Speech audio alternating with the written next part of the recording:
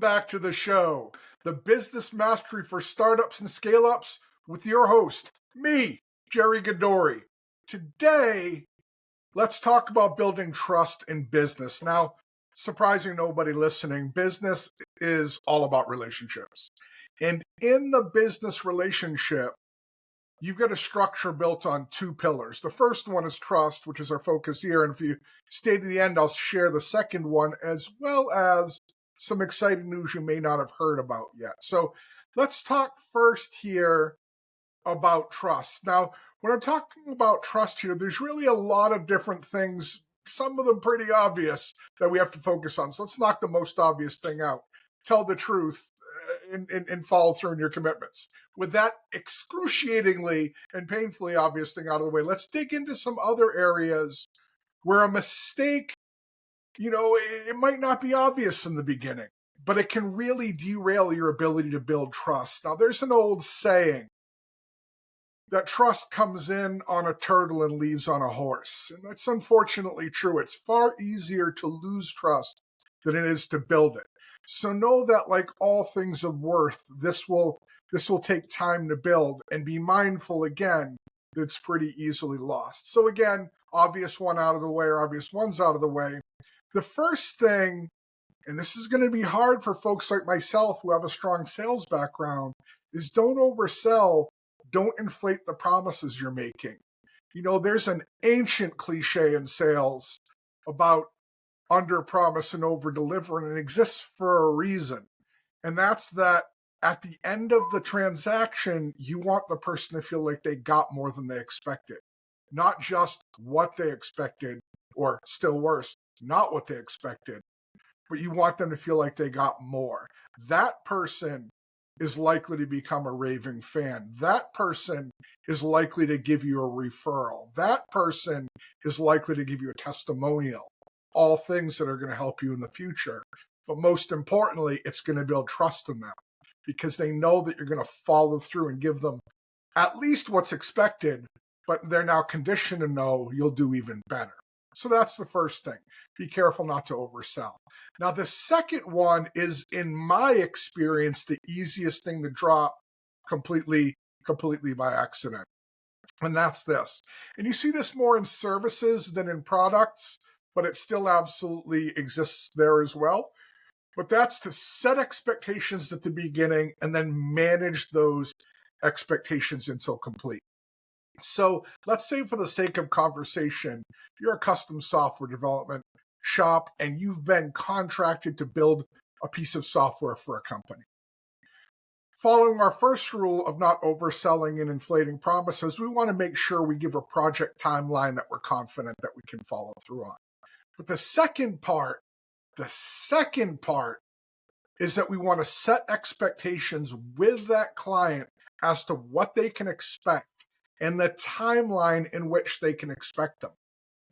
And that's super important, because when they sign up, there's going to be a level of excitement. But once the project starts, especially if there are any unexpected delays, that's when problems arise. And spoiler alert, if you've ever done software development, there's almost always unexpected delays.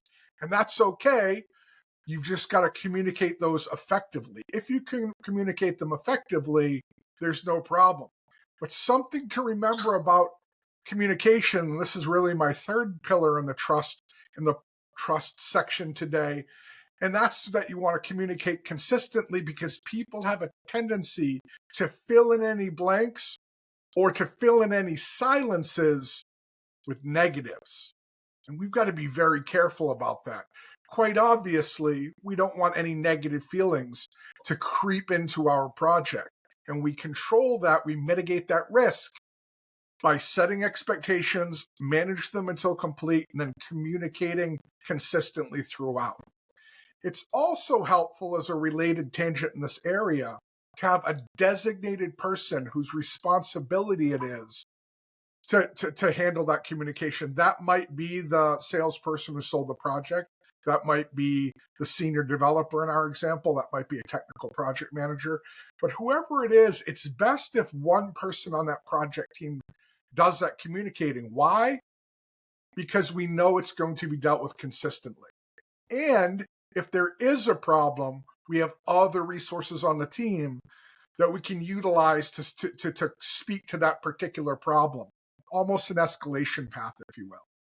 So right off the bat, we were careful to make sure that we didn't oversell or inflate our promises. Then we set expectations and manage them until complete. Now, quick note, if you take nothing else from this week's episode but that, setting expectations and managing them to complete, you're going to be miles ahead of your competitors. That is probably the single biggest thing that will save you in so many circumstances. I've taught that to consultants across several different disciplines. Set the expectation and manage it until complete. And that is by itself worth your time on this episode. So we've communicated consistently. We're at the end. Here's another thing that can be really helpful. And it makes sense when you think about it, but create a big presence and maintain it. So what do most people do when they make a decision to hire a company or to purchase a product? They start to do their due diligence. They start to look through and learn as much as they can. If they can't find much about you anywhere, then that makes things a lot more difficult, and it's likely to raise red flags for them. They're likely to develop concerns because they can't find you. It makes you scary. Everybody's afraid of the boogeyman. So if you build a big presence and you maintain that presence, meaning you keep it active so that, using LinkedIn as an example, you're posting consistently, nothing is too dated, you're letting people know that they can find you. And if something does go wrong, they've got a place to find you. But more importantly, maintaining that presence creates a sense of familiarity that will reduce their overall anxiety and concerns. The fifth thing, and the final thing I think we'll talk about in the success half of the business relationship today, is to be consistent in your speech and your actions. Any disconnects between those two things is going to cause a red flag. So make sure that you say what you do and you do what you say. And again, keep in mind, people are wired to pay attention more to what they see than what they hear. Why? Because it's easy to lie with your tongue. It's difficult to lie with your body language. So just be consistent.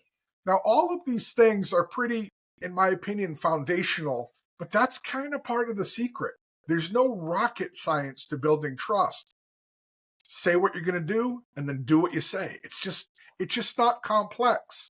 We overthink it, and then we do make the mistake of not communicating effectively throughout it. And that's probably the big thing.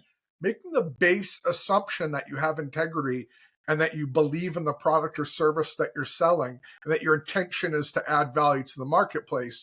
Many of the things in the success category will take care of themselves. But a way to make a mistake there, even with the best of intentions, even with an exceptional product or service, is to not communicate effectively throughout and not to set expectations and then manage them to the end, allowing that negativity or fear to creep in. So that's how you build trust. Now, as promised, what's the second half of this equation? Success.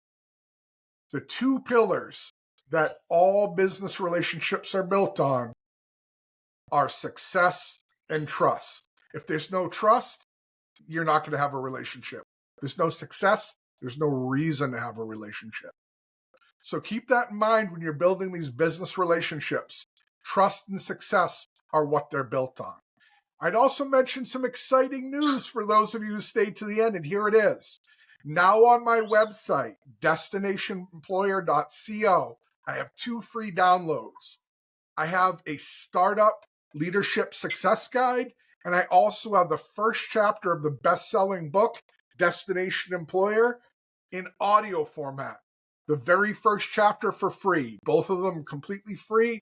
So please go over there and check them out. I would love to hear your feedback. My team put some significant work into them, and I want to make sure that we're adding value to you.